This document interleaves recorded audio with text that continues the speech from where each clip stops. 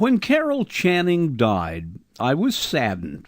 I had recently put together a 300-page biography of Carol Channing, and had always told my friends the interview I did with her was the most fun interview I ever did.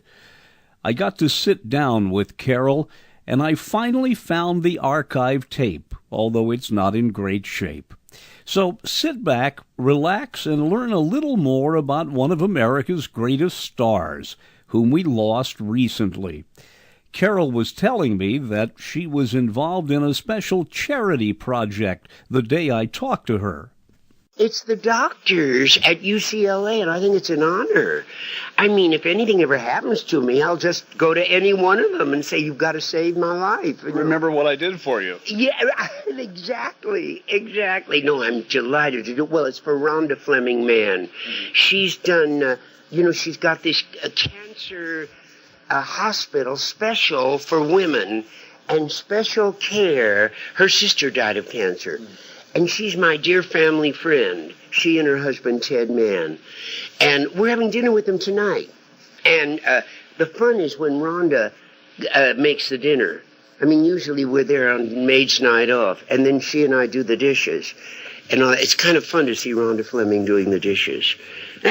Isn't there a temptation among out in the audience to forget that Hollywood stars, Broadway stars, have their own lives? I mean, I remember talking to Jane Withers the other day. She was talking about being a Cub Scout leader and, all these kind of things. But we kind of forget that there's a whole normal family kind of Hollywood that exists apart from all of the bad things we hear about. Yes, I don't know. I'm not a Hollywood star.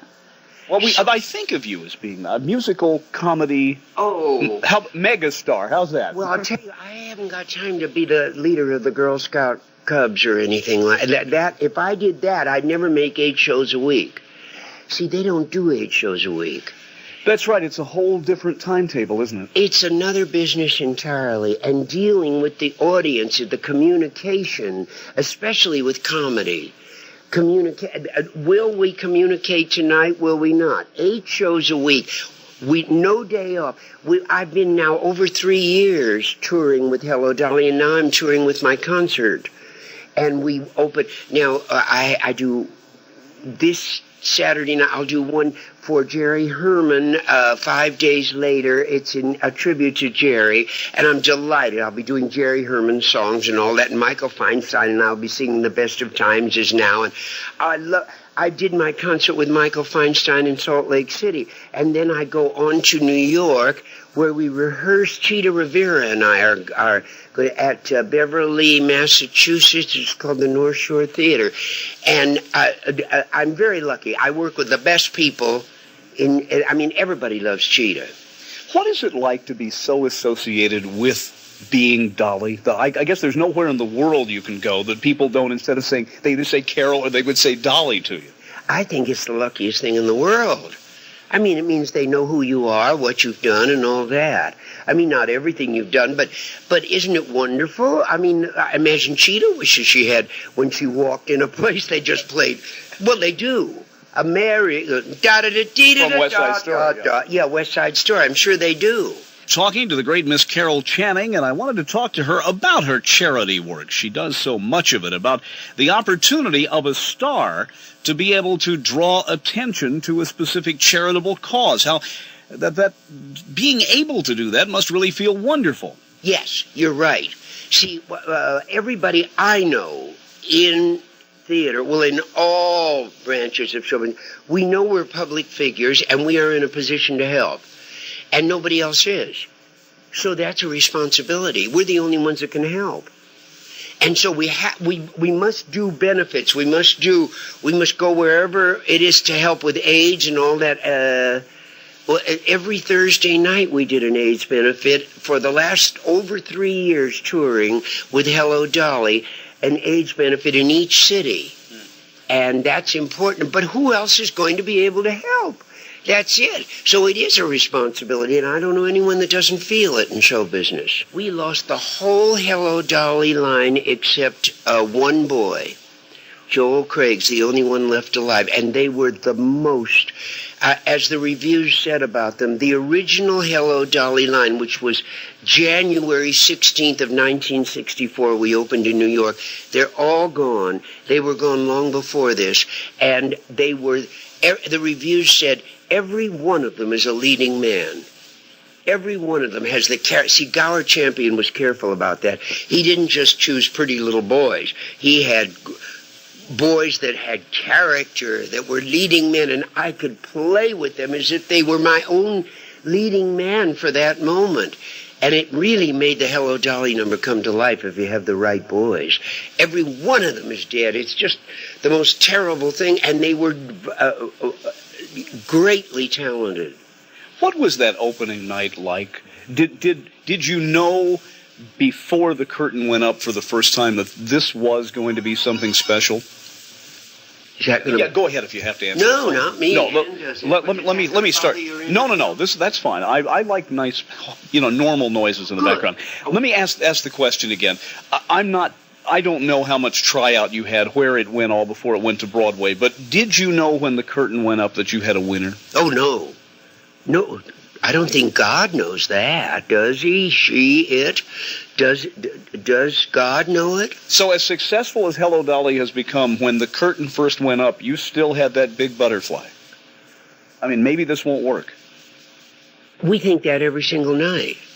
We think that every performance, every matinee, every evening show. It may be that this is the audience see, magic is an ephemeral thing. That's all we're supposed to create in live theater, magic. Nobody knows how you create magic. I certainly don't. Nobody knows that.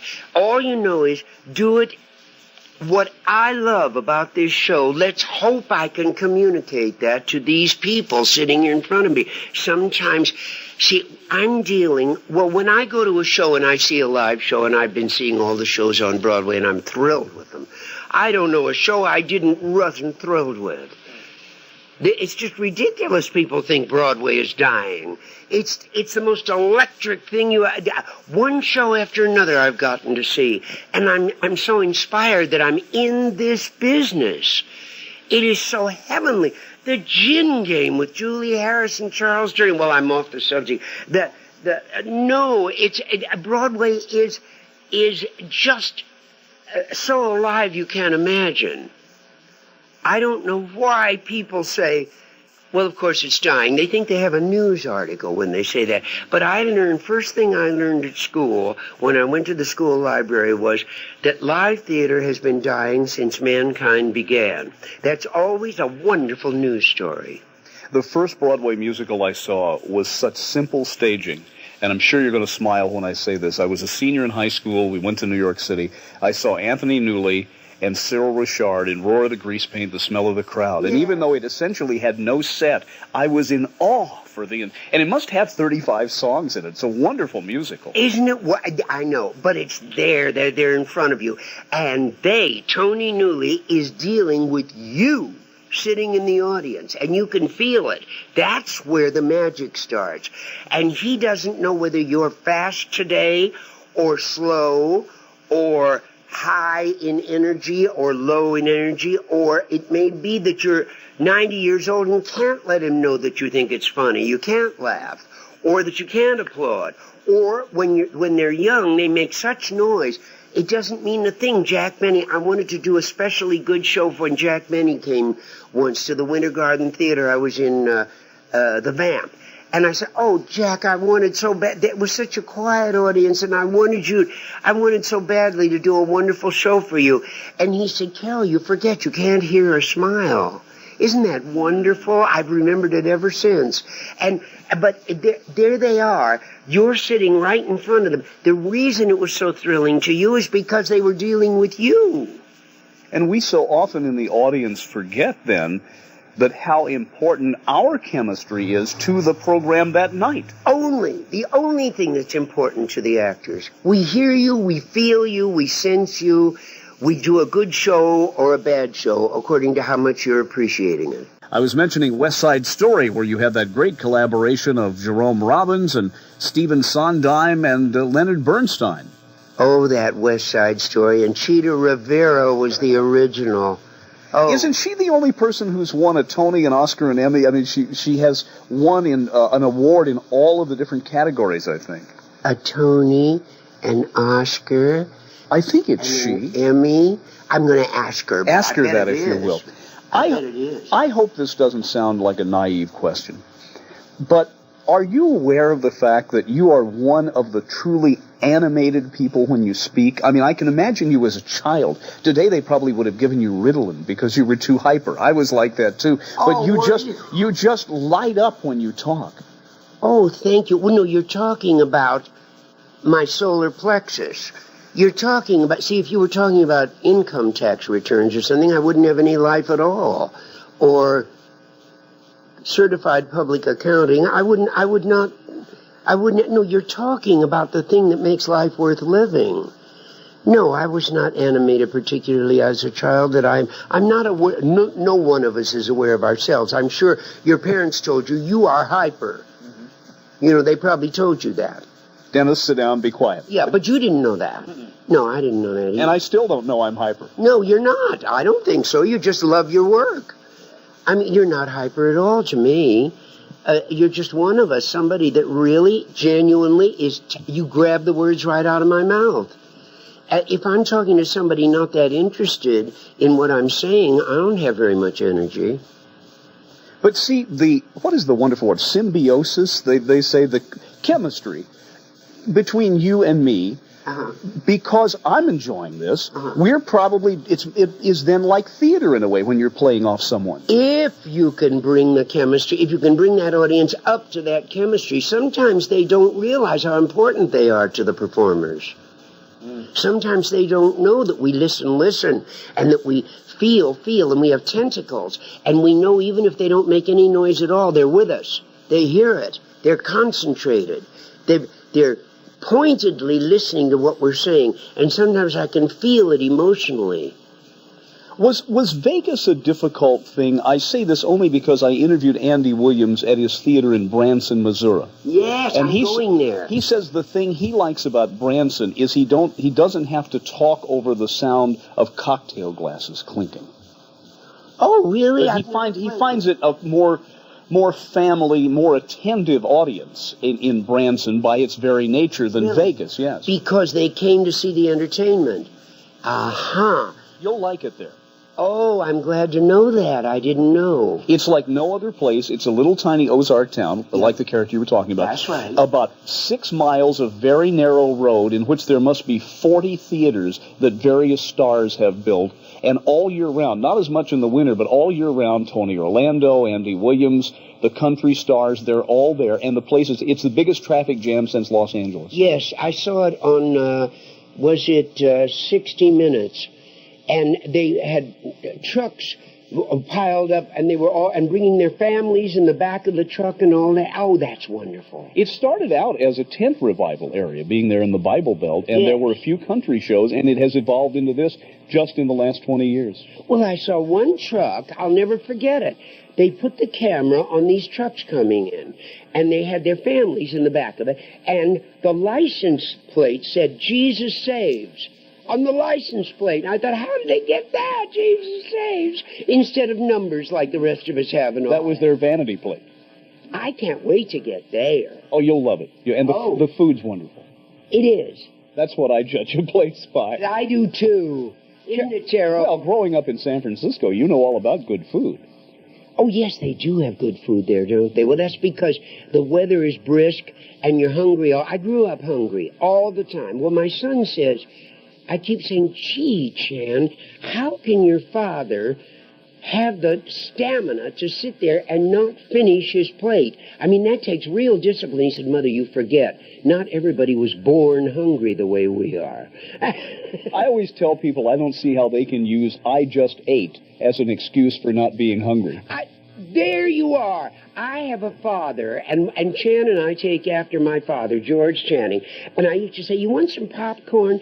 And or want some popcorn, or are you hungry? He said, what's are you hungry got to do with it? Of course I want some popcorn. And he just finished dinner. I grew up in popcorn country. We had it twice a day. That's why all my teeth are rounded off.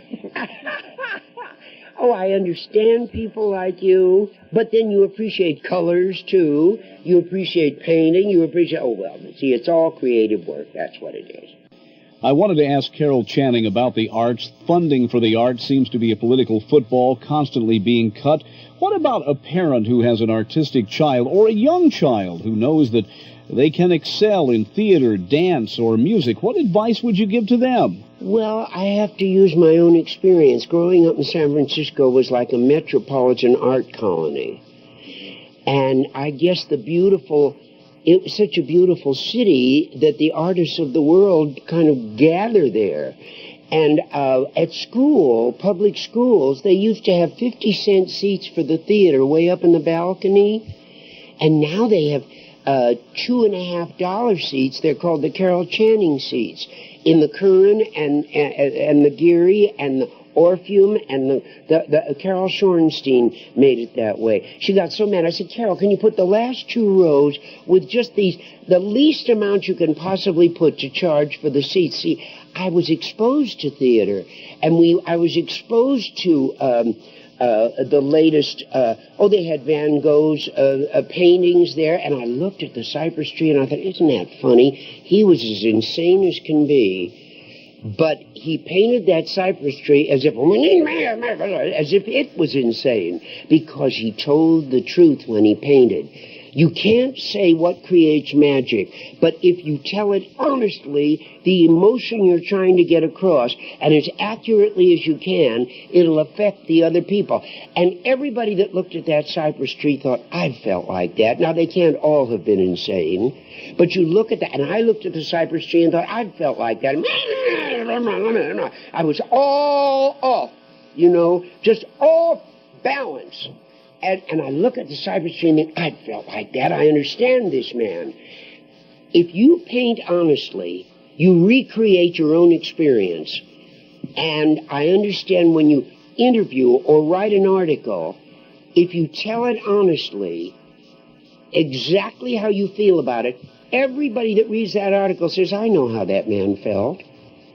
I understand that, and they relate to you. If you don't tell it absolutely accurately, they don't relate to you. That's why acting is so difficult. You've got to do it it's not that difficult. It's the most wonderful business in the world. It's the happiest.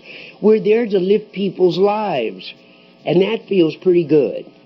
And there are those people out there who can't cry when they see the end of It's a Wonderful Life or Ben-Hur, who don't want to let their own guard down. They forget. I mean, I've had friends say, gee, why did you cry in that movie? I said, that's why they made the movie. That's what they wanted me to do. That's right.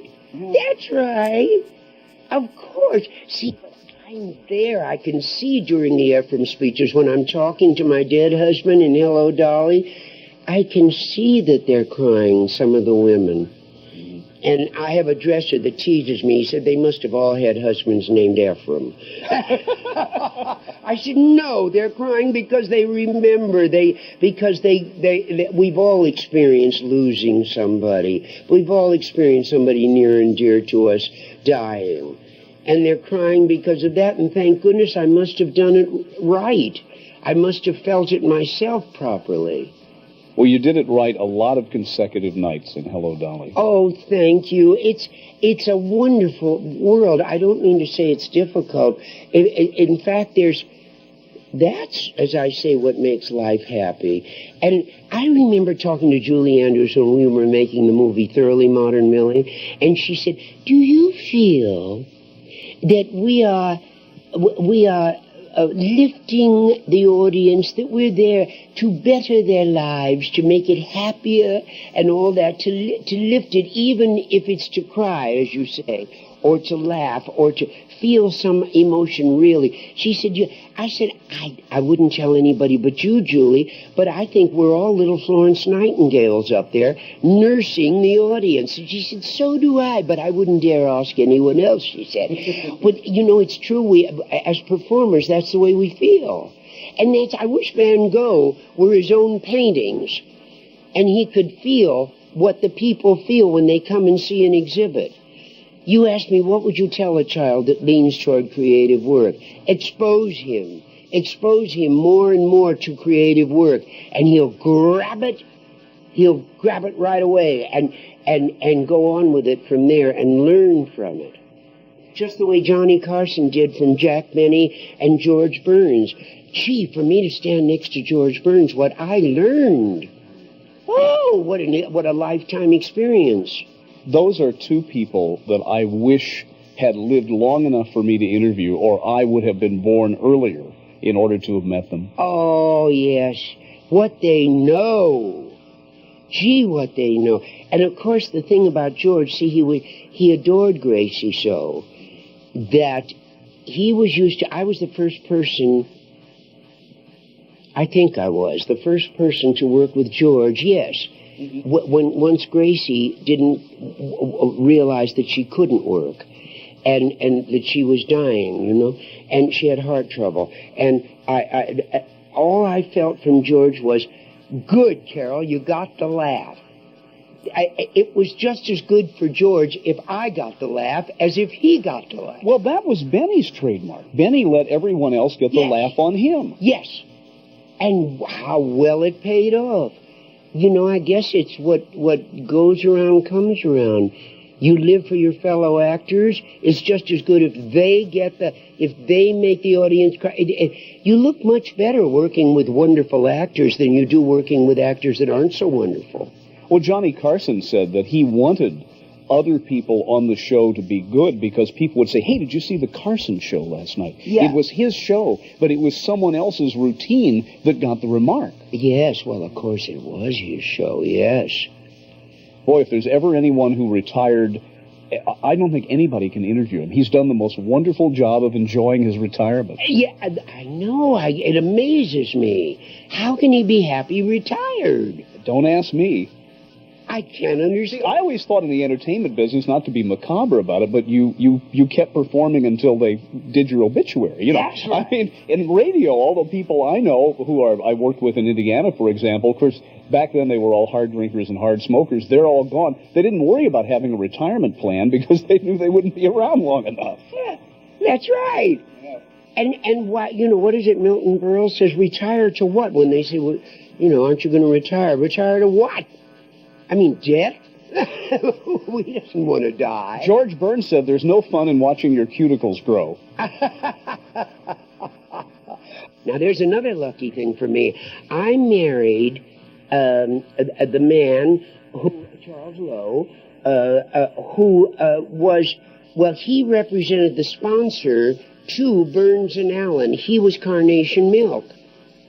I mean, he was the man who... He was the advertising executive of Carnation Milk. And young people today don't realize how a single sponsor or two would actually own the whole program.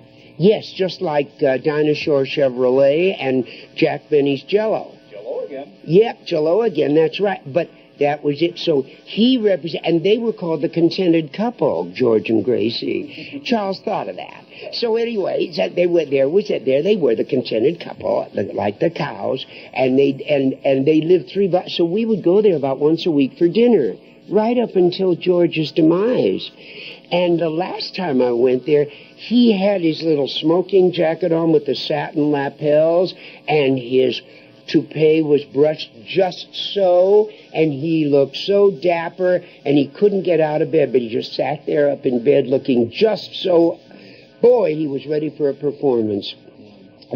But what I adored him. Well, who didn't? Who didn't? I said, George, are you aware of your own sex appeal? Do you see these young girls rushing down to you, high school girls, college girls running down to the footlights to be kissed by you? He says, oh, yeah, I can feel. I said, do you know about your sex appeal? And here you are, 95, or he was 98 on the last performance at Caesar's Palace. And I was there, and I got to wheel out the birthday cake. And then I said, George... How did I... Oh, God, he was funny about that. I said, George, how...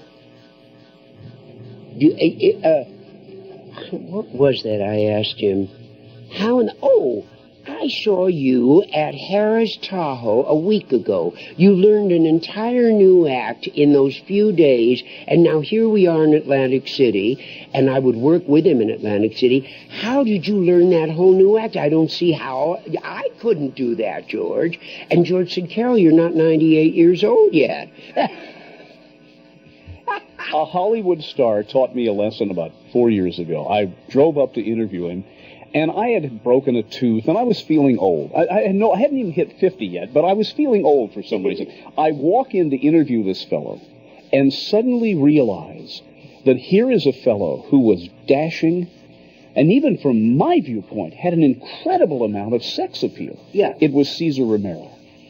Oh, and I thought, and this was about a year before he died, I thought, who am I to worry about myself now when this man just has an aura about him? I worked with him on Love Boat. And, well, I knew him before then. That man was dynamite. Yes. Well, that's it. Did you know that Cesar Romero's mother either had dyslexia or something, but his name is Cesar Julio Romero, which is Julius Caesar, only it's Caesar Julius Romero. Then his brother was named, who's the great, anyway, you know, his father liberated Cuba, his grandfather. No. Yeah, his great-grandfather liberated Cuba. And the last one was named Washington Jorge Romero, which is George Washington Romero. But backwards. Backwards. So who I said, Cesar, somebody had dyslexia in your family. It was, I will think of the middle one. God, he was a great. General? Bolivar Simon. Bolivar Simon. Yeah, Bolivar Simon Romero. Isn't that lovely? What grand names. What grand names. But they lived to as long as Cesar. And I remember thinking, gee, what vitality, what he's electric too. But then most actors are, you know. It kind of has to go with the territory. I have not seen Red Skelton for about 15 years. He grew up very near my hometown in Indiana. Yeah. But first of all, when I first met him, I thought, my Lord, this man is tall. That's the first thing that hit me. But he had that almost visible aura about him. There are a few people who, and I hate to use this phrase, are bigger than life. Well, I just saw Frank Langella on Broadway in Present Laughter. It's a Noel Coward thing. He's bigger than life. I saw Julie Harris, as I say. Oh, my God. She's a little thing, and she was bigger than life. It's mental. Helen Hayes was bigger than life. She was 4 feet 8. Judy Garland was tiny. Yes. Now, it has nothing, it's mental. And I guess the ultimate is Mickey Rooney. Yeah, I guess so. Wasn't he great in Sugar Babies? Oh, God. That was so sad at the Oscars. They gave him an honorary Oscar, and he said, at one time, I was the highest paid, best-known star in the world. And then 10 years ago, I couldn't find a job washing cars. Yeah, well, that's show business. That's it. George Burns said that to me, too. He said, all of life, it's just a reflection of all of life. It's a mirror of life, only it's exaggerated. He said, life never stays on one plane. You go way up, you go down. You go up, you go down. Now, some people's lives go a little bit up and a little bit down. But then it does go up and down. When a person becomes a superstar, they kind of run the risk of the idiom, the genre in which they are working, going out of fashion, like those people who were in vaudeville, and then vaudeville died. I asked her if it wasn't really a risk sometimes to go out and make yourself a genuine star, because, as they say, the bigger you are, the harder you fall. I don't know, but it would seem that way. It just seems that way. But yet with Hello Dolly, well, particularly Jerry Herman's music, it is timeless. I mean, there's not a 10-year-old kid who, if you whistle that to them, they may not know what it is, but they think Dolly. They think Hello Dolly. Isn't that wonderful? Yeah. We're just ignoring the fact that Marilyn Monroe did the movie of Gentlemen Prefer Blondes and Barbra Streisand did the movie of Dolly. But the music was there. Oh, that Jerry Herman. See, I don't know. He doesn't know who to thank for his talent. He doesn't know how he does it. Have you heard the story that when Handel was writing Messiah, he locked himself in his quarters. His butler was bringing him food. I hope this is true. The butler comes in and sees Handel crying. He had just written part of the Hallelujah chorus, and his answer to the butler was, in essence, that he had just heard it for the first time. Oh, I hope that's true. Because it comes from somewhere. It sounds true. Well, could you just give us a little Hello, Dolly? Oh, I sound terrible without the orchestra. It is a production number. All right, hello, Dolly. Well, hello. No, wait a minute. Hello, Dennis Daly. Well, hello, Dennis Daly. It's so nice to be right here where you belong. Carol, thank you. Oh, I've enjoyed this, Dennis. I have. I don't usually, but I did today. Thank you. I can safely say that afternoon I spent with Carol Channing was the most fun interview I ever did in my life, especially when she sang Hello, Dolly to me. I'm Dennis Daly.